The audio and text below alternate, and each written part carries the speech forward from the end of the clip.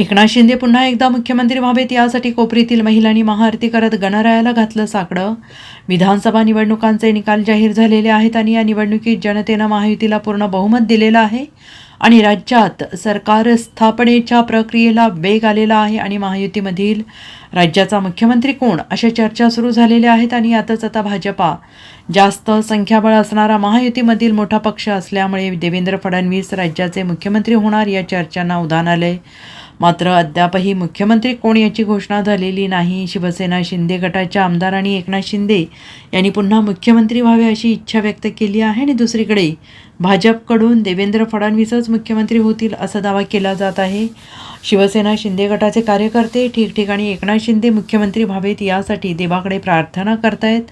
अशातच ठाण्यातील महिलांनी आज कोपरी परिसरातील दौलतनगर येथील सिद्धिविनायक मंदिरात गणरायाला प्रार्थना करीत पुन्हा एकदा महाराष्ट्र राज्याचे मुख्यमंत्री म्हणून एकनाथ शिंदे व्हावेत याकरिता महाआरती केली आणि आजपर्यंत महिलांचा कोणी विचार केला नाही। मात्र एकनाथ शिंदे यांनी महिलांसाठी लाडकी बहीण योजना आणली आणि त्यामुळे आमचा लाडका भाऊ एकनाथ शिंदेच मुख्यमंत्री पदाच्या खुर्चीवर बसले पाहिजेत अशी प्रतिक्रिया महिलांनी यावेळी दिलेली आहे। लाडक्या बहिणींनी आमच्या लाडक्या भावासाठी महाआरतीचं नियोजन केलेलं आहे आणि या महाआरतीला आम्ही गणपती बाप्पाला एक साकडं घातलंय की आज पूर्ण जे आपण बोलतो की चाकर पक्ष ज्याप्रमाणे पावसाची वाट बघतोय तसं पूर्ण आम्ही लाडक्या बहिणी आज शिंदे साहेब हे मुख्यमंत्री कधी बसतील आणि हा देव माणूस पुन्हा एकदा महाराष्ट्रावरती बसून पुन्हा एकदा लाडक्या बहिणींचा आणि तशाच जी मुलगी जन्माला येते अशा अनेक योजना या देव माणसाने घेऊन आलेल्या आहेत आणि आमच्या सगळ्या लाडक्या बहिणींची एक इच्छा आहे की असे जर लाडके भाऊ असतील तर मला असं वाटतं की ठाणे जिल्ह्यातच नाही तर पूर्ण अनेक महाराष्ट्रामध्ये जिल्हे आहेत। या जिल्ह्यांमध्ये